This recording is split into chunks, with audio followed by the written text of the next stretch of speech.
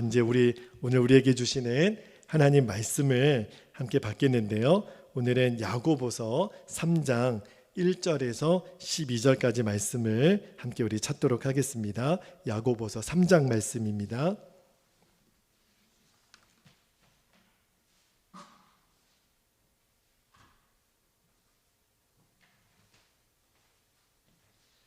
자, 우리 다 찾으신 줄 알고요. 우리 말씀을 1절부터 12절까지 함께 교독하겠습니다. 1절입니다. 내 형제들아, 너희는 선생된 우리가 더 큰 심판을 받을 줄 알고 선생이 많이 되지 말라. 우리가 다 실수가 많으니 만일 말에 실수가 없는 자라면 곧 온전한 사람이라. 능히 온몸도 굴레 씌우리라. 3절, 우리가 말들의 입에 재갈 물리는 것은 우리에게 순종하게 하려고 그 온몸을 제어하는 것이라. 또 배를 보라. 그렇게 크고 광풍에 밀려가는 것들을 지극히 작은 키로서 사공의 뜻대로 운행하나니 이와 같이 혀도 작은 지체로 돼 큰 것을 자랑하도다. 보라, 얼마나 작은 불이 얼마나 많은 나무를 태우는가.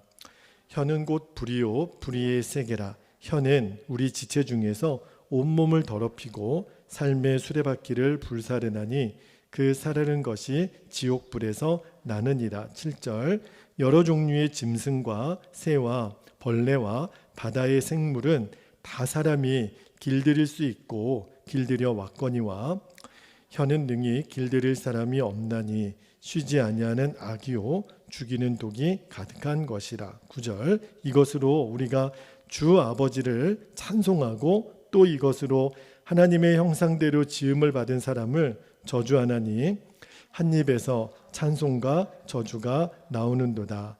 내 형제들아, 이것이 마땅하지 아니하니라. 11절, 샘이 한 구멍으로 어찌 단물과 쓴물을 내겠느냐. 내 형제들아, 어찌 무화과 나무가 감람 열매를 포도나무가 무화과를 맺겠느냐. 이와 같이 짠물이 단물을 내지 못하느니라. 아멘. 자, 오늘 야고보서 강의 6번째 시간인데요. 오늘 설교 제목이 입술이 복된 자예요. 입술이 복된 자. 제목으로 말씀을 나누고 기도하겠는데요. 오늘 우리가 읽은 야고보서 3장 말씀은 우리의 그 언어 생활, 말에 대한 그 주제로 야고보 사도가 전하고 있는 말씀인데 핵심은 우리가 예수님을 얼마나 바라보느냐에 따라서 우리의 모든 것이 달라진다는 거예요. 우리가 예수님 믿고 신앙생활을 한다고는 하지만 여전히 예수님을 바라보지 못하고 있으면 우리들의 삶이 바뀌지 않는다는 거죠. 그러니까 우리가 예수님을 전심으로 바라보고 예수님을 의식하게 되면 우리들의 삶은 달라질 수밖에 없어요. 그런데 우리들의 삶에 예수님을 바라보면 제일 먼저 달라지는 게 뭐냐면 우리들의 말입니다.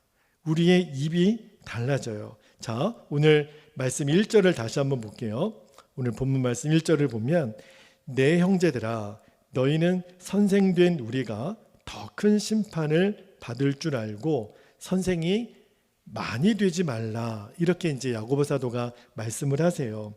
먼저 이 1절 말씀에서요, 유대인들이 가지고 있는 이 선생이라고 하는 개념, 랍비라고 하는 개념을 먼저 좀 우리가 이해할 필요가 있는데, 여러분 저도 말씀을 준비하면서 알게 된 사실인데요. 유대인들은요, 부모님보다 더 소중한 존재가 바로 선생이라는 거예요. 그 탈무드에 보면요, 부모하고 랍비가 물에 빠졌어요. 그러면 누구를 먼저 건져내야 되느냐는 퀴즈가 있습니다. 한국 같으면 누구를 먼저 건져내죠? 부모님을 먼저 건져내죠. 만약에 부모님 말고 다른 사람 먼저 건져냈다가는 이거 완전 호적파는 거죠. 그죠? 그런데 그 탈무드에는 놀랍게도 부모하고 랍비가 물에 빠져 있으면 누구를 먼저 건지라 그랬냐면 랍비를 먼저 건지라고 나와 있어요. 그게 그 유대인들의 사고 방식이라는 거예요. 그러니까 유대인들이 얼마나 선생된 자, 말씀을 가르치는 자를 중요하게 여겼는지를 알 수가 있죠. 그러니까 우리들도 우리 마음의 본성에 누군가를 이렇게 가르치려고 하고 누군가를 이렇게 어떤 모임에서 중요한 역할을 하려고 하는 본성이 있잖아요. 그런데 여기 야고보 사도가 뭐라 그러냐면 선생이 많이 되지 말라. 이 말은요, 아예 말도 하지 마라 그런 뜻은 아니에요. 선생이 되지 말라고 했다고 해가지고 그냥 입 꿀먹은 벙어리처럼 가만히 있는 것이 아니죠. 우리가 말해야 될 때는 말을 해야 돼요. 예를 들어 양육을 섬겨주는 이제 바나바 역할을 할 때나 누구에게 말씀을 가르칠 때는 말없이 어떻게 가르치겠어요. 그러니까 말을 해야 될 때는 말을 해야 되는데 스스로 내가 선생이 되려고 하지는 말라는 거죠. 그러니까 뭘 말하는 거냐면 내가 지금 말하는 것에 동기가 있다는 거예요. 내가 지금 이 말하자고 하는 팩트가 있다면 지금 이 이야기를 하는 내 안에 있는 동기 그리고 내 안에 있는 그 자세를 먼저 살펴보라는 거죠. 제가 그 이전에 그 섬기던 교회에서 사역을 할 때 이제 종종 말씀을 전할 때가 있잖아요. 그러니까 부목사들도 말씀을 이렇게 전하는데 근데 어떤 때가 제일 힘드냐면 담임 목사님이 그 예배를 같이 드리시는 거예요. 근데 맨 앞자리에서 그것도 정중하게 맨 앞자리에 앉으셔서 이렇게 설교하는 거를 들으십니다. 그러면 단위에 서 있는 부목사님 입장에서는 그 앉아 계시는 담임 목사님이 딱 나를 이렇게 노려보시는 것 같아요. 설교 잘하나 못하나 뭐 검사하시는 것 같고, 그러니까 마음이 얼마나 부담스럽겠어요. 괜히 그냥 안 하던 긴장도 더 되고 너무너무 그 앞에 계시는 담임 목사님이 의식이 되는 거예요. 한 번은 제가 그 담임 목사님을 모시고 어디 짧은 거리예요. 한 15분 정도 운전을 해가지고 어디를 좀 급하게 모셔야 되는 일이 있는데 이제 목사님 뒤에 앉으시고 제가 운전을 하지 않습니까? 그러니까 타실 때도 문 열어드리고 제가 제 아내도 한번 이렇게 문 열어준 적이 없는데 근데 담임 목사님 타신다 그러니까 문 열어드리죠. 앉으시면 문 닫아드리고 딱 앉아서 출발합니다. 좌회전하면 목사님 좌회전입니다. 정말 가는 듯 마는 듯 서는 듯 마는 듯 그렇게 운전을 하게 되더라고요. 늘 이렇게 한 손으로 운전하다가 뒤에 누가 계세요? 담임 목사님 앉아 계시다고 생각이 드니까 그냥 10시 10분 자세로 핸들 이렇게 잡고 얼마나 그 15분 가는데도 땀이 나든지 그렇게 의식이 되는 거예요. 그죠? 그게 이제 부목사의 숙명일지도 모르겠는데 근데 여러분 우리가 어떤 권위자가 나보다 어떤 권위를 갖고 있는 분이 같이 있는 자리에서 내가 뭔가 말을 한다라는 거, 내가 어떤 연설을 하거나 그렇게 말을 전하는 것이 참 쉬운 일은 아닙니다. 어렵죠. 그리고 부담도 되고 긴장이 되죠. 그런데 주님이 어떤 마음의 묵상을 주셨냐면 그런데 너는 그렇게 권위자는 의식을 하면서 나는 그렇게 의식을 해봤느냐. 늘 너와 함께하고 있는 너는 얼마나 의식하고 나를 생각했느냐. 그렇게 물으세요. 눈에 보이는 그 목사님이나 눈에 보이는 권위자는 우리가 늘 신경이 쓰입니다. 여러분 하다못해 우리 교우들도 대표 기도를 할 때 말입니다. 사실은 여러 가지 부담이 된다고 하시는데 사실은 우리들의 기도는 하나님이 들으시잖아요. 그런데 우리들의 마음속에 어떤 부담이 있냐면 이 기도를 또 누가 들어요? 교인들이 다 듣는 거예요. 목사님 포함해서 사람들이 다 듣는다고 생각하니까 그 기도문 하나 작성하는 것도 얼마나 조심스러워요. 얼마나 한 주간 동안 그 기도문 때문에 또 기도하고 점검하고 고치고 하냔 말이에요. 그런데 문제는 그 정도로 나와 함께 계시는 예수님을 바라보고 있느냐, 주님을 의식하고 있는가. 여러분 우리가 주님을 의식한다면 말을 함부로 이렇게 못합니다. 우리가 이렇게 거친 말 또 이렇게 진리도 아닌 말에 막 그렇게 흥분이 되고 거센 말이 나오고 그렇게 나도 모르게 험한 말이 나오는 이유는요, 물론 그 일에 대해 내 감정이 반응하는 것도 있겠지만 결정적인 이유는 나와 함께 계시는 주님을 의식하지 않는 거예요. 예수님이 함께 계시는데 내가 선생 대접을 받을 수가 있나요? 오히려 더 좌불안석이죠. 예수님이 계시는데 어디 감히 내가 선생 대접을 받겠어요? 여러분, 예수님이 계시다면 높임은 예수님이 받으셔야 되죠. 그런데 함께 계시는 예수님이 바라보이지가 않으니까 지금 내가 말하는 것이 더 권위가 있어야 되고 다른 사람이 내 말을 듣지 않으면 막 화가 나고 예수님, 함께 계시는 예수님을 바라보지 않으니까 그렇게 말이 툭툭 나오는 거예요. 그리고 말씀도요, 실은 주님이 우리에게 주신 말씀을 가르치는 건데 내가 높임을 받으려고 그러고 인정받으려고 하는 것이 얼마나 말이 안 되겠어요. 여러분, 내가 함부로 말을 하고 이렇게 대접받으려고 하는 명예욕은 원인은 하나예요. 내가 예수님을 진심으로 바라보지 않는 겁니다. 다시 말하면 예수님을 진심으로 전심으로 바라보게 되면 내가 말하는 것 하나가 얼마나 조심스러운데요. 사람 앞에서도 우리가 그렇게 조심스럽잖아요. 그런데 예수님이 지금 내 앞에 계세요. 어떻게 우리가 욕이 나오고 험한 말이 나오고 정말 입에 담기도 어려운 더러운 말이 나오겠습니까? 여러분, 아직도 예수님을 믿는다고 하면서 여전히 그에게는 한 가지 문제가 해결이 안 된 거예요. 예수님이 내 안에 계시다라고 믿기는 하지만 그 예수님이 나에게 실제가 안 된 거예요. 그러니까 예수님이 보시는 가운데서도 그렇게 말이 막 나오는 거죠. 여러분, 예수님을 바라보지 못하면 우리는 늘 마음속에 육신의 본성대로 막 이야기가 나와요. 혈기가 나오고 높아지려는 마음이 나오고 예수님 바라보지 못하면 이길 방법이 없어요. 예수님의 제자들도 그랬잖아요. 예수님의 제자들도 예수님이 앞에 있는데도 예수님이 의식이 안 되니까 제자들이 뭐 가지고 싸웠어요? 누가 크냐? 너가 크냐? 내가 크냐? 그거 갖고 싸웠다고요. 여러분, 저는 정말 기도하고 싶은 것이 우리 베델교회 성도님들이 저를 포함해서 이 대접받으려고 하는 욕심, 인정받으려고 하는 욕심, 이 높아지려고 하는 문제 때문에 어떠한 갈등도 우리 교회에서는 생기지 않게 되기를 축복합니다. 특히 성경이 아닌 주제로 가지고 우리들이 언성을 높이거나 내 주장을 관철시키려는 것이 참 위험한 거예요. 성경을 가지고 이렇게 언성을 높이는 거는 제가 100% 인정하겠습니다. 그러나 그것이 아닌 경우에 우리가 말로 예수님을 바라보지 못하는 가운데 하는 말은 결국은 다 시험거리밖에 되지 않아요.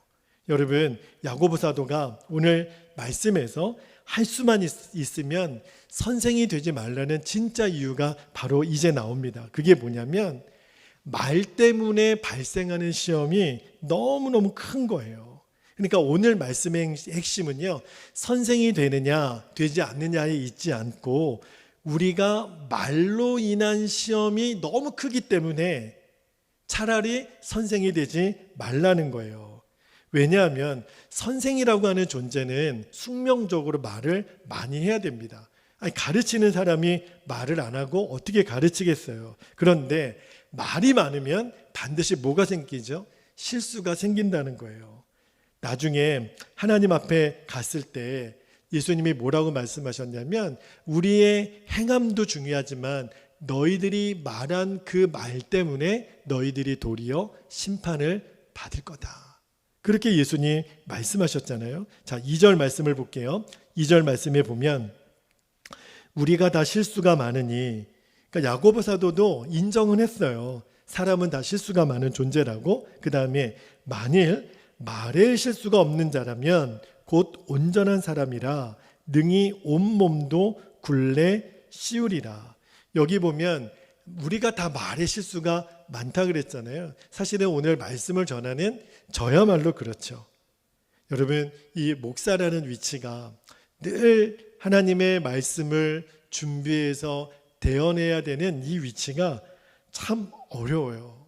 그래서 설교를 준비할 때는 늘 제가 마음속에 기도하는 것이 주님께로부터 온 말씀만, 주님이 허락하신 말씀만 전하게 하시고 제 생각, 제 욕심으로 나오는 말은 어떠한 말도 하지 않게 해주세요. 그렇게 꼭 설교 전에는 그렇게 기도하고 또 다짐하고 그렇게 말씀을 전하는데, 근데 아직도 제가 너무 미숙해요. 여전히 온전하지 못해서 주님이 하라는 말 외에 내가 하고 싶은 말, 그리고 내가 전하고 싶은 말을 나도 모르게 툭툭 나오는 걸 보면 아직도 얼마나 제가 더 다듬어져야 되는지, 그래서 설교한다는 게 참 두려워요. 그리고 지금처럼 이제 제 설교가 영상으로도 이렇게 목소리로도 녹화가 되고 녹음이 된다라는 게 얼마나 두려운 줄 몰라요. 제가 영상 예배를 시작하면서 굉장히 망설이기도 했던 것이, 이제는 완전히 증거가 남는 거잖아요. 제가 했던 말, 제가 했던 표정들, 제가 설교 말씀을 전했던 것들, 이게 다 그대로 남는 거기 때문에 이제 이 말씀에 대한 책임이 저에게 있는 거라고요. 그러니까 얼마나 제가 이 말씀을 전하는 사역을 감당하는 것이 얼마나 두려운 일인지, 여러분, 이 말 다스리기가요 얼마나 힘든 일인지 제가 탈무드 책을 읽다가 기억나는 얘기가 있어서 여러분에게 좀 전해드리길 원하는데, 어떤 유대인 중에 딸이 3명이 있었는데 그 3딸이 다 고질적인 문제가 있는 거예요. 첫째 딸은 무슨 문제가 있냐면 게을러 터져가지고 아무 일도 안 하고 집에서 빈둥빈둥 먹고 노는 큰 딸이 있었고, 또 둘째는 어떤 문제가 있었냐면 도벽이 있어요. 그냥 어디 가면 남의 집 가가지고 물건 훔쳐오고 맨날 그 아버지는 변상하고 하여튼간 그게 안 고쳐지는 거예요. 근데 셋째 딸은 어떤 문제가 있었냐면 이 셋째 딸은 늘 입만 열면 험담을 하는 거예요.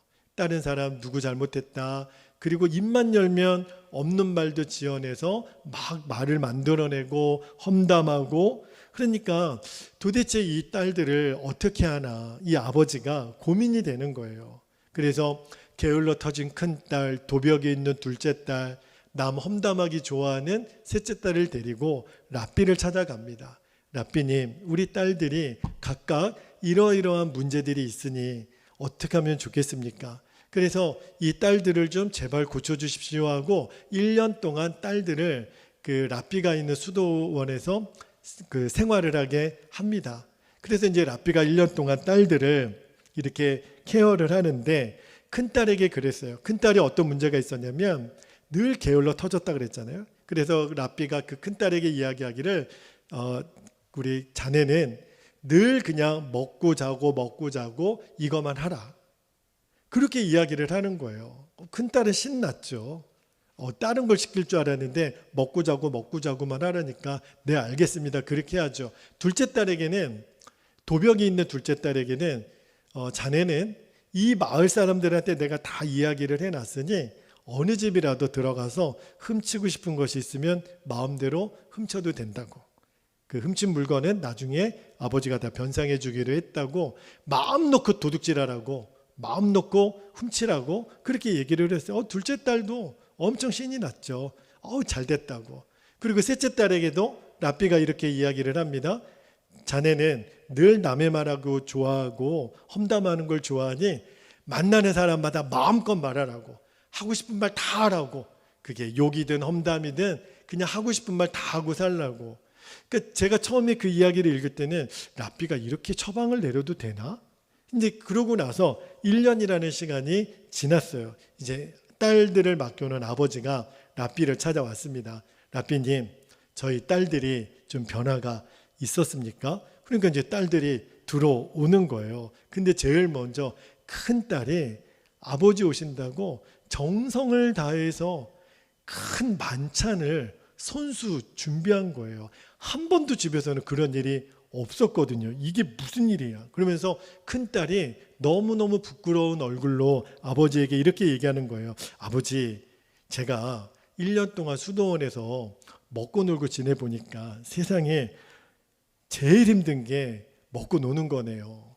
그걸 깨달았다는 거예요. 그리고 그냥 너무너무 심심해가지고 그 수도원에서 일하는 그 사람들을 보고 저도 조금만 일해도 되느냐고 부탁을 했대요. 그렇게 하시라고. 근데 맨날 먹고 놀고 그렇게 게을러 터진 딸이 자기가 일을 해보니까 그래서 땀이 흘러 보니까 일하는 기쁨이 너무 크다라는 것을 깨달은 거예요.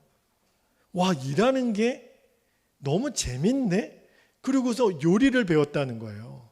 나중에 아버지 오면 요리를 해주려고 요리를 1년 사이에 큰딸이 완전히 바뀐 거죠.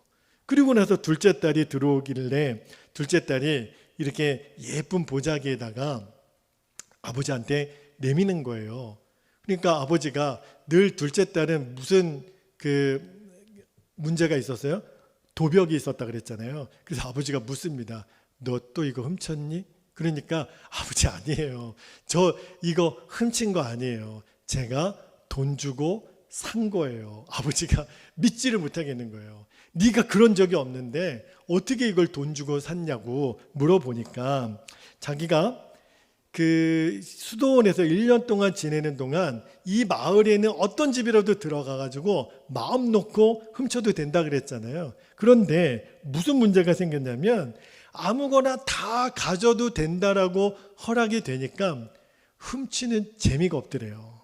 왜냐하면 이거 어차피 다 옛날에는 그냥 몰래 훔치는 기쁨이 있었는데 이 마을에서는 내가 훔치는 거 다 알아도 그냥 다 용서가 되는 거니까 훔치는 게 재미가 없더래요. 그런데 한 번은 여기 수도원에 있는 분들이랑 시장을 갔다가 그 시장에서 뭔가 돈을 주고 이렇게 물건을 사는 거를 자기가 보면서 자기도 한번 해볼까? 그래서 이제 아버지가 준 용돈을 가지고 시장에 가서 난생 처음으로 돈을 주고 조금만 물건을 하나 샀는데 너무 기쁘더라는 거예요. 돈을 주고 뭔가를 사는 것에 대한 기쁨을 이 둘째 딸이 눈이 뜨인 거예요. 그래서 다음부터는 그런 생각이 들더라는 거예요. 진짜 가지고 싶은 것은 돈을 주고 사는 거구나. 그거를 알았다라는 거예요. 여태까지는 진짜 갖고 싶은 거는 훔치는 줄 알았거든요. 진짜 귀한 것은 내가 대가를 지불하는 거구나 하는 것을 이 둘째 딸이 깨달았다는 거예요. 와, 아버지가 얼마나 기뻐요. 큰딸하고 둘째 딸이 완전히 바뀐 거예요. 그러니까 자연히 또 누가 기대가 돼요? 셋째 딸. 그래, 셋째 딸. 너는 어찌 지냈냐? 그랬더니 셋째 딸이 아버지 잠깐만요. 귀 좀 대세요. 그리고 셋째 딸이 아버지 귀에 대고 뭐라고 했냐면 아버지 라삐가 애인이 생겼어요. 그렇게 얘기를 하더라는 거예요. 자기가 이렇게 보니까 라삐가 사귀는 여자가 있다고. 그러면서 아버지한테 그 사이에도 험담을 하더라는 거예요. 여러분 이 탈무드 이야기가 뭘 말하는지 알겠죠? 이 세상에 어떠한 습성도 고쳐지는데 이 말하는 거, 남 험담하는 거, 내 입에서 나오는 말로 함부로 말하는 것은 정말 안 고쳐진다는 거예요. 그래서 제가 이 이야기를 읽고 또 오늘 말씀을 묵상하면서 정말 기도 제목이 되더라고요. 정말 우리가 예수님을 믿었다면, 내가 예수님을 정말 믿었다면 제일 먼저 바뀌어야 되는 것이 내 말이라고 했는데, 내가 지금 하는 말이 예수님 앞에서 할 말이 아니면 안 하는 거죠. 예수님이 들으셨을 때도 예수님이 불쾌하시다고 여겨질 거라면 사람 앞에서도 하면 안 되는 거죠. 그러니까 예수님을 바라보는 것이 실은 예수님을 믿는 거예요. 예수님을 믿는다라고 하는 것은 예수님을 바라보며 내가 말도 할 줄 알고 행동을 할 줄 아는 거거든요. 그래서 저에게는 너무너무 중요한 기도 제목이 됐어요. 여러분, 우리가 말로 인한 시험이 얼마나 커요. 교회에도 가정도. 특히 우리 한국 분들이 저를 포함해서 말들이 거칠었어요. 옛날에 우리가 전쟁을 많이 겪어서 그런가, 못 배워서 그런가, 왜 이렇게 우리는 말들이 거친가. 한 번은 그 말로 인해서 엄청나게 큰 시험을 당한 이야기를 제가 들었는데 너무너무 공감이 돼서 여러분에게도 좀 말씀을 드릴게요. 그 예전에는 미국으로, 요즘도 이제 이민 가는 그러한 가정들이 있는데 옛날 이야기입니다. 미국에 이제 이민을 가는데 어떤 아이가 초등학교 5학년 때 이제 이민을 갔는데 이 이야기가 어디서 나오는 이야기냐면 미국 고등학교죠. 미국 고등학교에서 이제 교사를 하는 김승훈 씨가 어떤 책을 썼냐면 미국에서도 고3은 힘들다라는 책을 썼어요. 그 책에 나오는 이야기인데 그 5학년짜리 아이를 둔 가정이 미국으로 이제 이민을 갔는데 그러니까 이 아이가 5학년 때 미국에 갔으니 말도 안 되죠. 그리고 다 이렇게 미국 아이들 틈에서 혼자 한국인 아이니까 얼마나 마음이 부담스러워요. 그래서 이 아이가 어떤 결심을 하냐면 미국 가면 친구들도 다 키가 크고 나를 깔볼까 봐 이 아이가 뭘 하냐면 태권도를 배웁니다. 그래서 적어도 내가 미국 아이들이랑 기싸움에서는 내가 지면 안 되지 하면서 태권도를 해가지고 2단까지 따가지고 미국에 간 거예요. 그래서 이제 미국 가서 지내는데 한 번은 그 미국에서 학기 말에는 이제 미국 학교에서는 이거 파티가 있는데 거기 이제 장기자랑이 있는 거죠. 그런데 이제 이 5학년짜리 한국 아이가 한국에서 뭘 배우고 갔어요? 태권도. 그래가지고 자기는 장기자랑할 때 태권도 시범을 보이겠다는 거예요. 그래가지고 이제 도복을 입고 그리고 태권도의 여러분 시범의 제일 하이라이트가 뭐죠? 격파 아니에요, 격파. 태권도 하면 또 격파잖아요. 그래가지고 이 기왓장 5장을 겹쳐놓고 이거를 위에서 퍽 치는 거죠. 그럼 이게 쫙 깨지고 한 아이가 이렇게 엎드려 있으면 펄쩍 뛰어서 낙법을 해가지고 그 다음에 좌우측에 있는 송판을 팍팍 깨트리면은 그러면 막 우레와 같은 박수가 나오는 거죠. 미국 아이들은 한 번도 그런 걸 본 적이 없는데 이 아이가 태권도 2단의 실력으로 그 기왓장을 격파하고 덤블링을 해가지고 송판을 다 박살내는 거예요. 그러니까 미국 아이들이 와 박수를 하면서도 기가 확 죽는 거죠. 와, 쟤 한국에서 온 아이는 무술의 고수구나. 쟤는 함부로 얕봤다가는 큰일 나는구나. 그래서 일거에 이 분위기를 이 아이가 장악하게 됐다라는 거예요. 그래가지고 이제 학교 생활을 적응하는데 그래도 미국 아이들이 말이 안 되니까 자꾸 말 안 된다라고 이제 미국 아이들이 놀리는데 한 번은 식당에서 이 아이를 너무너무 놀려가지고 얘가 화가 나가지고 벌떡 일어나서 그 비웃는 미국 아이 둘에게 뭐라 그랬냐면 너 죽을래? 그런 거예요. 근데 한국말로 죽을래라고는 안 하니까 얘가 어떻게 표현을 했냐면 I will kill you 그런 거예요. 나 너 죽일 거야. 그러니까 우리는 한국에서는요 보통 우리 어린아이들 자랄 때 너 죽을래? 이런 표현 막 쓰잖아요. 너 이게 죽으려고 환장했나? 이런 말 많이 쓰잖아요. 근데 미국에서는 그런 표현이 이 아이가 I will kill you 그러니까 나는 너를 죽일 거야 이렇게 말하니까 그 미국 아이들이 깜짝 놀래가지고 얘가 어떤 애예요? 지난주에 장기자랑할 때 뭘 봤어요? 이 기왓장 깨뜨리고 송판 날려버린 애잖아요. 그런데 이 아이가 자기들 보고 뭐 한다고요? 죽인다고 그러니까. 그러니까 이 애들이 겁을 먹고 집에 가서 부모들한테 이야기를 한 거예요.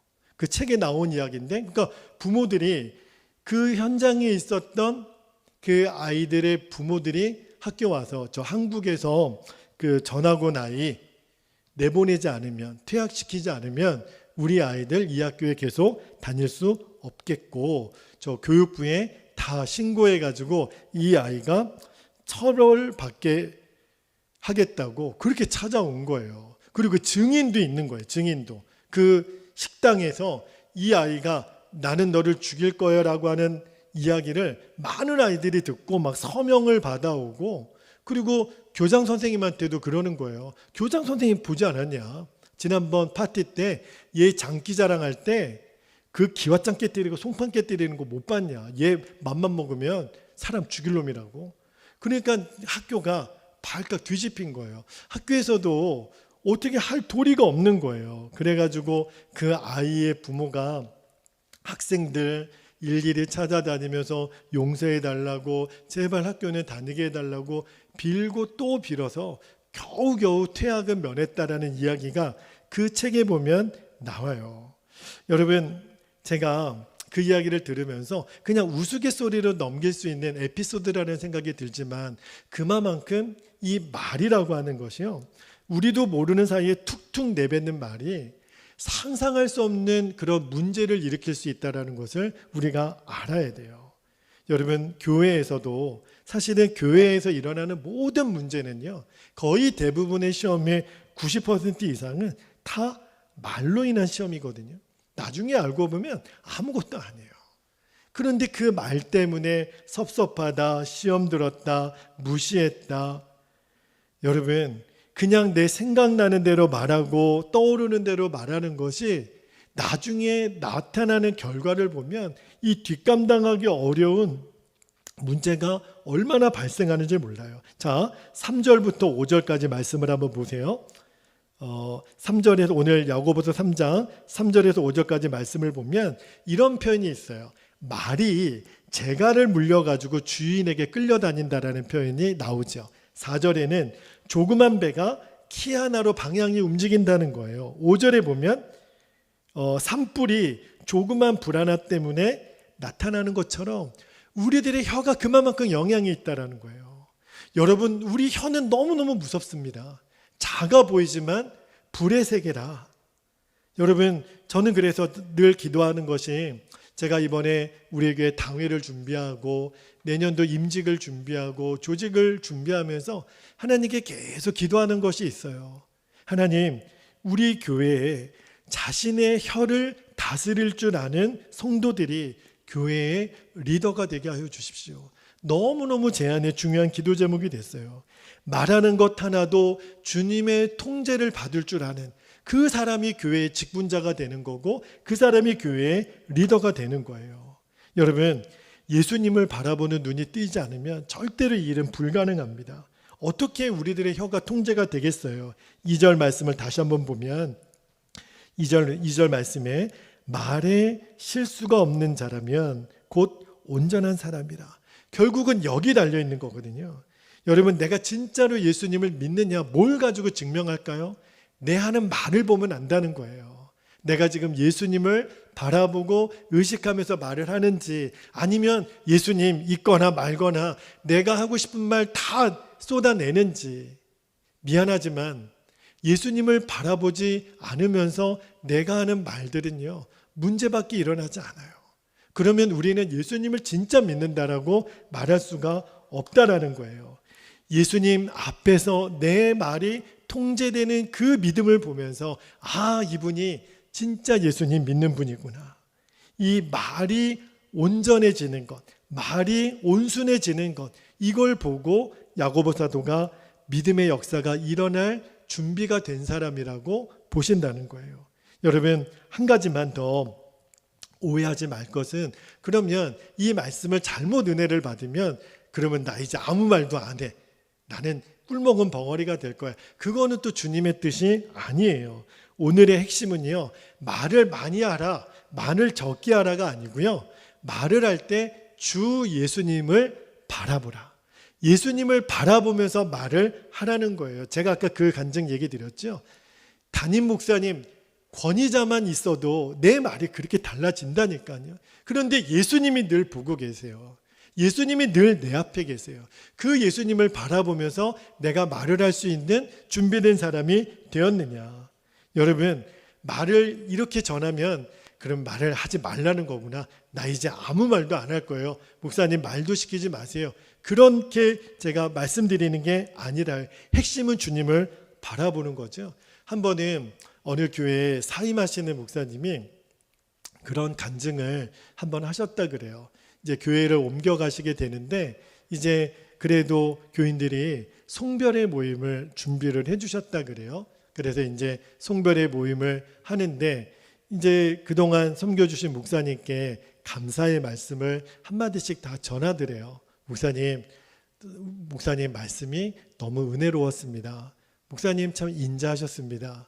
목사님 참 따뜻하셨습니다. 아니, 온 교회 성도들이 그렇게 목사님 은혜 받았다, 목사님 귀하다, 목사님 멋있다, 그렇게 얘기를 하는데 목사님이 가슴을 치는 거예요. 이제 교회 사임을 하고 다른 목사님이 이제 교회에 오기로 되어 있는 상황에서 송별식 때 그 이야기를 들은 건데, 목사님 뭐라고 가슴을 치셨냐면, 왜 진작 그런 얘기를 저한테 안 해주셨냐고. 저는 한 번도 우리 성도님들이 저에게 그렇게 따뜻하게 목사님 은혜 받았어요, 목사님 감사했어요, 목사님 너무 귀하십니다, 한 번도 그런 말을 저에게 표현해 주지 않아서 자기는, 그 목사님은 이 교회 성도님들이 자신을 싫어하는 줄 알았다는 거예요. 그래서 목사님을 못마땅하게 여기는 줄 알았다는 거예요. 왜냐하면 표현을 안 하니까. 여러분, 목회자도요, 사람이기 때문에 목회자는 언제 힘을 얻고 언제 위로를 받을까요? 성도님들의 반응을 볼 때 알아요. 성도님들이 저에게 뭐 물질적으로 뭘 잘 섬기라는 뜻은 아니에요. 그러나 성도님들이 말씀에 반응하는 태도를 보면 알죠. 지금 은혜를 받고 있는지 안 받고 있는지, 저는 목회자들은 누구나 그럴 거예요. 눈빛만 보면 알아요. 지금 말씀이 선포되는 말씀을 지금 마음으로 받고 계신지. 그러면 목사는 힘이 나는 거예요. 목회할 맛이 나는 거예요. 어떤 목사님이 목회가 너무너무 힘들어서 일주일 동안 기도원에 금식 기도를 가셨대요. 그런데 너무너무 힘들어가지고, 뭐 때문에 힘들어서 기도원에 가셨는지는 모르겠는데, 기도원에 가면 옛날에는 산기도라는 게 있었거든요. 산에 가서 나무 뿌리를 하나 뽑고 내려와야지 하고 기도를 하러 산에 올라갔는데, 옆에 호박이, 푹 썩은 호박이 있더래요. 그래가지고 목사님이 그 호박한테 그랬대잖아요. 너도 목회했냐? 그러시더래요. 그러니까 얼마나 힘들었으면 그 썩은 호박한테 그런 농담을 했겠어요. 아마 뭐 실제 이야기인지는 모르겠지만, 여러분, 목회자도 듣고 싶은 말이 있어요. 말을 많이 하라, 말을 적게 하라, 이것이 핵심이 아니라 우리 신앙생활의 제일 우선순위는 예수님을 바라보고 말을 하고, 예수님을 바라보면서 예수님이 어떤 때는 지금은 말하지 마, 지금은 말을 아껴야 돼, 그러면 말을 안 할 수도 있는 거고, 예수님을 바라보면서 말을 할 때는 정말 예수님이 기뻐하시는 말만 하는 거죠. 그러면 말이 예수님으로부터 통제되어지는 사람, 오늘 야고보 사도가 그 사람이 믿음의 역사가 일어나는 준비된 사람이라는 거예요. 제 마음에 큰 기도 제목이 생겼어요. 주님, 우리 베델교회 성도들이 일이 되게 없어서 정말 예수님 바라보면서 말할 줄 알고 또 말을 절제할 줄도 알고, 핵심은 주 예수님 바라보는 것이 있어요. 이 눈이 저와 여러분에게 온전히 열려지게 되기를. 그러면 인생은 달라지는 거예요. 나로 인해서 주 예수님을 바라보는 나를 통해서 내 주변에 있는 사람들이 다 살아나는 거예요. 내 주변에 있는 사람들이 주의 영광을 함께 맛보게 되는 거예요. 저는 여러분들을 축복합니다. 여러분이 가는 곳마다 그 예수님의 향기를 드러내는, 근데 오늘 말씀의 핵심은 우리의 말에 있다 그랬어요. 주여, 내 말이 예수님 바라보면서 주님 앞에 통제되어지고 주님이 기뻐하시는 말을 하게 하여 주옵소서. 그렇게 우리가 기도하기를 원합니다. 두 가지 기도 제목을 함께 나누고 기도할게요. 첫 번째, 말 한마디라도 언제나 주님을 바라보고 말하게 하옵소서. 두 번째, 우리 교회가 입술이 복된 성도로 세워지게 하여 주시옵소서. 너무너무 중요한 두 가지 기도 제목을 함께 우리 붙들고 주님의 이름을 간절히 부르신 후에 통성으로 기도하겠습니다. 주여, 할렐루야. 은혜가 많으신 아버지 하나님, 고맙고 감사를 드립니다. 오늘 야고보서 3장 말씀을 통해서 입술이 복된 자에 대한 말씀의 도전을 아버지 하나님 우리가 함께 받았습니다. 네, 주님, 그렇습니다. 하나님, 말이 입에 재갈을 물려 주인에게 길들여지는 것처럼 아버지 하나님, 사공이 작은 키로도 그 큰 배를 움직이는 것처럼 작은 불씨가 나무들을 태우고 큰 산도 태우는 것처럼 아버지 하나님, 우리들의 말이 사람을 살리기도 하고 죽이기도 하는 권세가 있음을 오늘 하나님 야고보 사도의 말씀을 통하여 우리가 듣습니다. 네, 주님, 우리가 어떤 말을 하더라도, 한마디 말을 하더라도 주님 앞에서, 언제나 주님 앞에서 주님을 바라보고 말하게 하여 주시고, 또 어떤 때는 주님이 말하지 말라 그러면 말을 절제할 수도 있게 해주시고, 아버지 하나님, 오늘 이 말의 지혜에 대해서 우리들이 영안이 열리게 되기를 아버지 하나님 원합니다. 하나님, 예수님 늘 내 안에 계십니다. 예수님 늘 내 앞에 계십니다. 아버지 하나님, 내가 말하는 동기도, 내가 말하는 태도도 하나님은 다 아십니다. 그렇기 때문에 오늘도 내 입술에 파수꾼을 세워주셔서 하나님이 기뻐하지 않는 말이라면 아버지 하나님 나오지도 말게 하여 주시고, 아버지 하나님 정수기처럼 아버지 하나님 내 입의 모든 말이 주님 안에 필터링 되게 해주시고, 주님 안에 걸러지게 하여 주시고, 성령의 다스림 가운데 나의 언어와 나의 말이 통제되어지도록 하나님 아버지 인도해 주시기를 원합니다. 특별히 하나님, 우리 베델교회 모든 성도들이 입술이 복된 자들이 되기를 원합니다. 아버지 하나님, 은쟁반에 굴러가는 하나님 그 구슬과 같은 아버지 하나님 보배로운 입술들, 하나님 영혼을 살리고 생명을 살리고 위로를 전하고 사랑의 말을 전하고, 아버지 하나님 덕을 세우고 하나님 주의 교회를 세우고 성도들을 세우고 이웃들을 살려내고, 아버지 하나님 특별히 불신의 영혼들이 우리들의 언어 생활을 통하여 하나님의 살아계심을 아버지 하나님 보게 해주시기를 아버지 하나님 원하고 하나님 소원합니다. 아버지 하나님, 우리들의 말에 하나님 얼마나 문제가 많았는지 오늘 부족한 종부터 하나님 선생이 되지 말라고 하셨습니다. 하나님, 말을 많이 하는 사람은 실수가 있다고 했습니다. 말이 하나님 길들여진 사람이 온전한 사람이라고 했는데, 주여 우리에게 예수님 믿은 증거를 하나님 나의 언어를 통하여 나의 말을 통하여 증거되게 하여 주시기를 하나님 원합니다. 주님 통제된 아버지 하나님 온유한 심령이 되기를 원합니다. 주님의 권위 앞에 하나님 언제나 내가 무릎 꿇고 아버지 하나님 한마디를 하더라도 아버지 하나님 앞에 묻고, 이 말에 하나님의 허락하심이 있는지 아버지 하나님, 우리가 그 하나님 말의 권세를 아버지 하나님 이제 진정으로 깨닫게 되기를 원합니다.